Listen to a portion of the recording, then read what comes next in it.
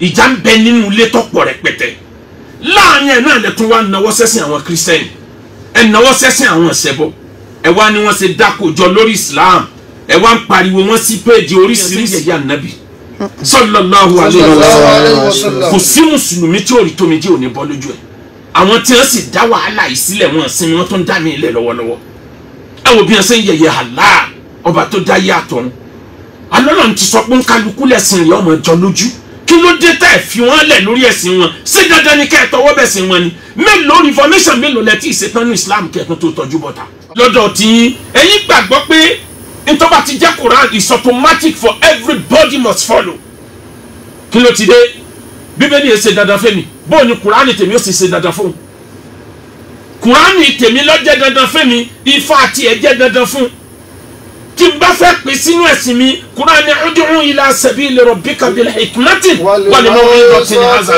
hasana ẹ pè wọ́n sójú ọ̀nà tọ́lọ́hún pẹ̀lú ọgbọ́n àwọn bàbá àti ẹ̀ ti kọjá lọ wọ́n di àwọn agbára kan mọ́ Quran wọ́n fi Quran ṣàdúrà omi lè jẹ́ coincidence omi lè jẹ́ gbàdúrà ni wọ́n bẹ Ọlọ́run wọ́n wá ọ̀nà láti lè create agbára fún Quran ẹ̀yin dé ẹyọ pọ́npọ́tì eléyìí ọ̀dà Quran ò lè pààyàn Quran ò lè ṣe nǹkan kan gbogbo tí mẹ́nu Quran tànká yẹn akànká bí ìtàn ni ẹ fẹ́ sọ Quran di pépà lásán kọ́tsọ̀ táwọn bàbá yìí tí wọ́n study orí wọn pé ní a fi gbé Islam kalẹ̀. ìdí òun ilé ọ̀sẹ̀ mi ò ní gbọ́tẹ̀mí mi ò ní kí àfa kó mẹ́bọ̀ mẹ́sìn mi ní ká àfa kó jẹ́ni tí ó máa da nǹkan pọ̀ mọ́ra wọn àmọ́ ẹ fọgbọ́n ṣe ud'u ila sabili rabbika. bil hikma wal maw'izatil hasana.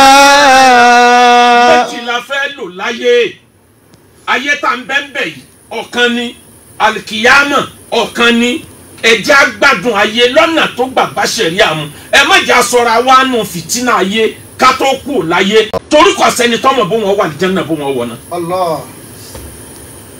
bọ́ ọba níwàre ọ gbádùn ayé bọ́ ọba lẹ́sìn ọ lẹ́sìn àmọ́ oníwàre ọ gbádùn ayé o lè má gbádùn ọ̀run o lè má ra Jánnà wọ̀ àmọ́ o lẹ́sìn o níwàre ìwàre tó níyẹn ni ò ní jẹ́ kó wà ní Jánnà lọ́ọ́ ka ntí Ànábì sọ nípa tí ó gbé wa wọ ọgbà ní Jánnà sallallahu alayhi wa sallam. tó o bá tiẹ̀ wá ka gbogbo ẹ̀ lọ́ọ́ ka mọ́ni wàlì mùfúlísù tànàbí wù ọ mọ̀ pé ìwà máa da ẹ̀sìn nù níwájú Ọlọ́run Ànábì ní yàtí yawmal qiyamati bi salati wa zakati ẹni tó déwájú Ọlọ́run irun rẹ̀ lọ́ga tó sánmà yìí zaka rẹ̀ lọ́lọ́ bí omi òkun yìí Ọlọ́run wá ní ẹyẹ wá sẹ́ẹ̀rẹ́ rẹ̀ wò Ọlọ́run sọ wípé ló Ànábì ní Ọlọ́run ó béèrè pé ìsẹ́ẹ̀rẹ́ rẹ̀ wọ́n wá ní kọ́dídọ̀ rabahada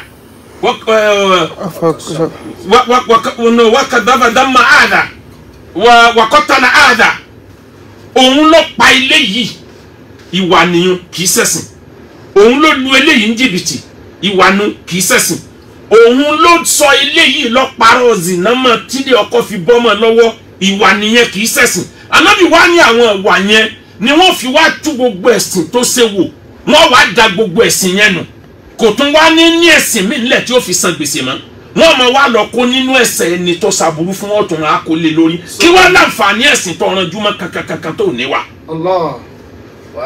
àní ẹni tọ́lọ́hún bá bùn ní ìmọ̀ ní kékeré. ní kékeré. ìkọlọ́hún ó fún ní ìwà tó bá mọ̀ mú. tó bá mọ̀ mú. béèyàn bá ní mímọ̀ tí ò bá níwà kún.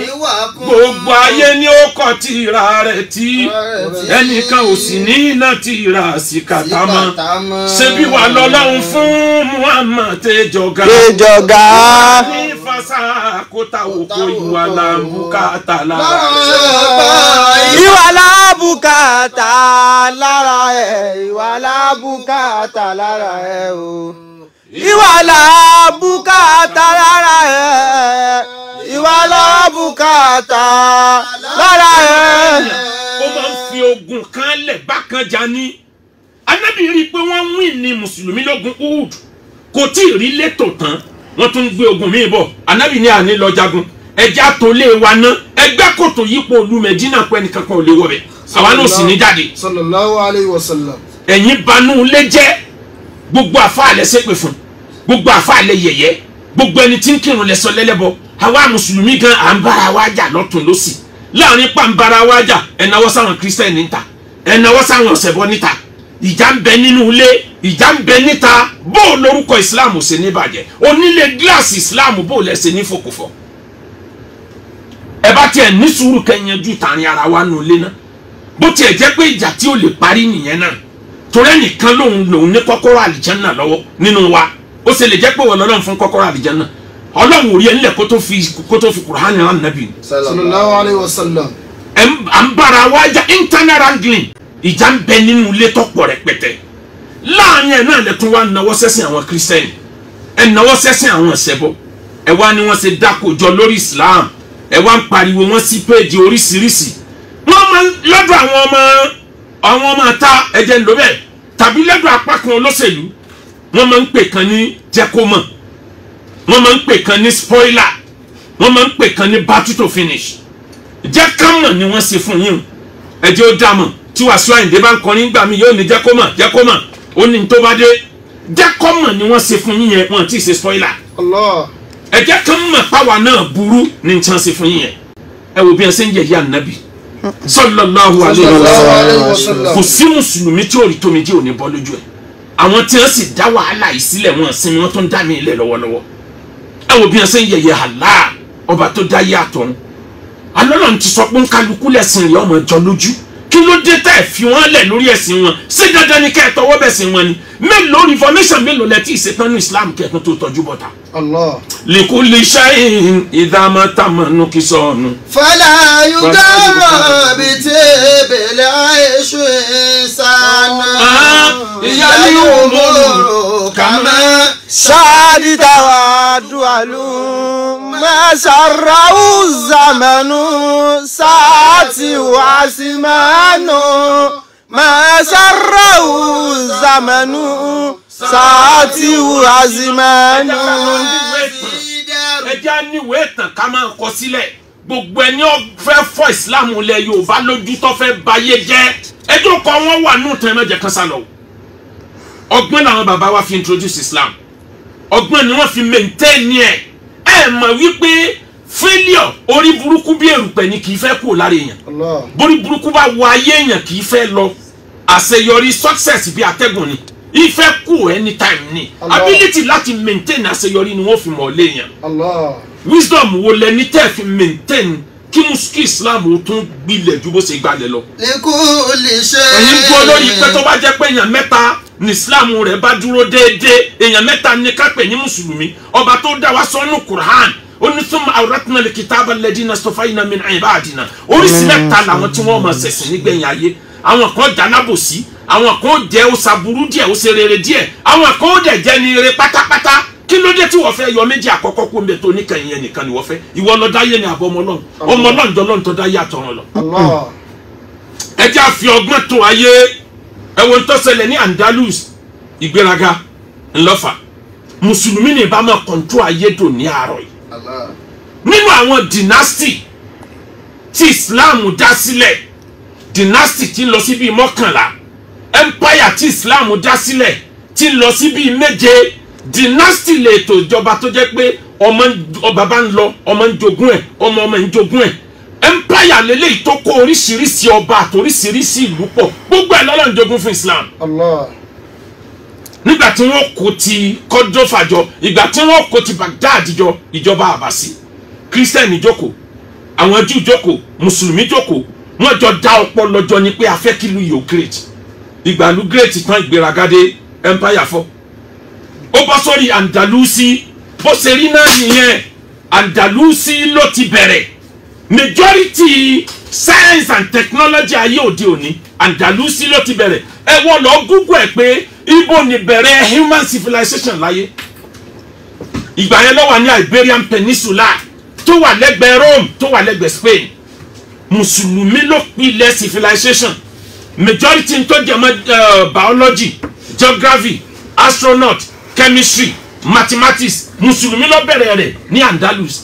Ilẹ̀ fi lè máa rí bíi trigonometry ilẹ̀ fi lè máa rí bíi Avenzo àtàwọn nǹkan míì kódà surgical operation àṣeyọrí dé nígbéraga bá dé àwa mùsùlùmí láláyé lálọ́run abálọ àbábọ̀ àwọn ọ̀tá gbẹ̀yìn wọlé wọ́n destabilize wọn ọlọ́run ní islam ní ó borí it's not automatic ẹ̀yin lẹ́ ṣiṣẹ́ ìwà lẹ́ fi ṣiṣẹ́ lè kó lè ṣe yín. ìdá mẹ́ta mọ̀nùkú sọ. àfààní ẹgbọ́n gbogbo nǹkan pátá tó bá ti dáa tán kó bàjẹ́ lókun táwọn èèyàn máa lù lù. fàlà yugara bìtì bẹ̀lẹ̀ ẹ̀ṣin sànù. má jẹ́ kó tàn ọ́ jẹ bí ọ̀rọ̀ rẹ bá ń dùn lọ́wọ́lọ́wọ́ tí gbogbo ẹ̀ ń dùn yàn gbà má lérò pé bẹ́ẹ̀ ni ó ṣe máa lọ. ìyáálé umuru.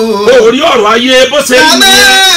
sadita duwalu mesarau zamanu saati azimanu mesarau zamanu saati azimanu. alidakun naban ani aliyandalusi lakọdijara fi hadisi ka omiru kubanu. àìsùnlé masajida kọdisọrọ ti kana isama fìhínà ìlànà wa kìsù wàsùlìbánu. kí ni tí mo sọ débẹ̀ ìsìlámù gba ìta nílẹ̀ Rome ìsìlámù gbàta nílẹ̀ Spain ó fi dí Iberian Peninsula ó fi dí ara Atlantic Ocean ó tàn títí tí ó fi lọ kan ibi ìpìlẹ̀ Ottoman Empire ní Turkey ó gba 2/3 of the world. àwọn yà agbára yẹn control ìjábádé mùsùlùmí tara wọn jà wọ́n bẹ̀rẹ̀ sí àtàkì àwọn lábẹ́lé àwọn ẹlẹ́sìn míì ní apàdà wàá fọbẹ̀ níjọ́ tí wọ́n kírun jímọ̀ lọ́wọ́ ni wọ́n sọ̀rọ̀ àǹdí mosque tí wọ́n mọ̀ pé gbogbo olórí Islam ní bẹ́ẹ̀ wọ́n dún gbogbo wọn ọjọ́ yẹn ni genocide tó ti ga jù láyé ẹnìkan jáde láyé látijọ́ náà ìlú yẹn bọ́ kó lọ́wọ́ Islam ó di ìlú ẹlẹ́sìn mi ibi wọ́n ti ń ṣe mímbàrí tí wọ́n ti ń kí jímọ̀ ó di ibi tí wọ́n ń gbé àmì ẹ̀sìn tí wọ́n sí àìsíjímọ̀ sáájídà. kọ̀dí sọ́ọ́rẹ́ ti kàná ìsàmà. irú ẹ̀ náà lẹ̀ tó ń bá bọ̀ irú ẹ̀ lẹ̀ ń bá bọ̀ yìí fi iná yìí lánàá wá. dàwa kìsù wàsùlìbánu fi iná ìlànà wá kìsù wàsùlìbánu. ó yẹ kó pọ̀ jù báyìí lọ. yẹ́gà fìlà wàdà o fìdárì mọ́ ìsọ̀tún èkó tàbí sinatẹ́ fàdàrú yá kí ló èkó tàbí sinatẹ́ fàdàrú yá kí. ẹ já fi yẹn lẹ fọlọ́n lásìkò yìí ẹ má jókòó sáwọn ẹlẹ́sìn míì mọ́ ẹ rí gbogbo ilé tán ṣe lọ́wọ́ ń sìn mo sọ fún yín pé jákàmọ̀ ni kò tí ì di spoiler ẹ má jẹ́ di spoiler tí wọn bá dákòjọ onílé gíláàsì ní nǹkan rẹ̀ ó bàjẹ́ ẹ jẹ́ ká fọgbọ́n ṣe é ẹ má bú ẹ̀sìn ẹlẹ́sìn mọ́ gbogbo ẹni tí ń bú ẹ̀sìn ẹlẹ́sìn yẹn fà wọ́n lókun má bà nǹkan jẹ́ ẹlòmíì ọmọ sọ́nsìn pé àfa àsọ̀bẹ́sẹ̀lú àfa humanity wèrè ṣé kò rí pé wọ́n ń bú Islam ni alwahada bil wahadi wal bahadi adlam gbami lẹ́sẹ̀ kan kémi náà gbá tèmi ẹni ọkọ̀ọ̀kọ̀ gbà lálábòsí. mo sọ eléyìí mo ń bọ̀ mo confuse mi mọ́ etí ibi tí mo ń lọ gangan wá nìyẹn ọ̀rọ̀ bí tatoli àhìmọ̀ ẹ̀rí pa la fẹ́ ṣe conference ọlọ́run ló mọ iye mùsùlùmí tí wọ́n ti ń takò conference yẹn tí wọ́n ń fapá jánu à ń sáré lábẹ́ bàbá wa mudiru markaz lábẹ́ bàbá wa president general Robita lábẹ́ èmi tí mo jẹ́ olórí Ittihadul Wa'izin àjọ ń sáré pé bò láṣẹjọ fọwọ́sowọ́pọ̀ ẹ̀yin bàbá ẹ̀yin síwájú àwọ̀ tẹ̀lé yín ẹjẹ́ àwọn náà bá ṣe sanitize níwọ̀nba ẹlòmíì ní àwọn alábòsí kí lọ́ọ́ bá sanjọ́ wá débẹ̀ òṣèlú ayé ò yé ọ ni bóṣèlú ayé bá yẹ ó mọ̀ wípé èèyàn máa múnú ọ̀tá sọ̀rọ̀ ń gbà mí ó ní tó bá dé ọmọ àtó yí ẹ nígbà rìsọ́ọ̀tì ẹ bá dé Ọbásanjọ́ ò sí nípò presidency tábà pé yóò bu bílíọ̀nù kalẹ̀ ó ní tó bá dé iṣẹ́ ọpọlọ ni ẹ fi ń jagun ayé wọn ìfẹ́nu jagun ayé bí àjàkàrà tẹ̀yìn jẹ.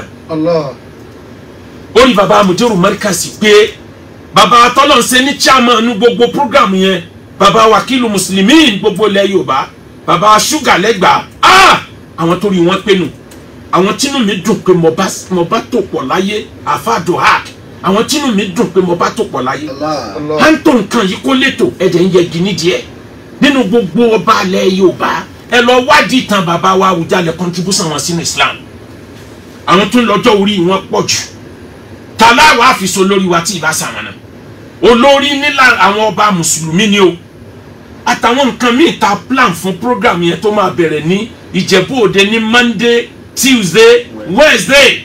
Olórí mídíà lèmi bẹ̀ ni èmi kọ́ ni màá lead gbogbo yẹn, bẹ̀tẹ̀ mi ni mo kọ́kọ́ gbójú jáde pé a fẹ́ ṣe nǹkan báyìí o. Làwọn dèdèrè kan fi ń jùkò mọ́ mi, àní ẹ má jùkò síta mọ́ ká má dákò bo Islam.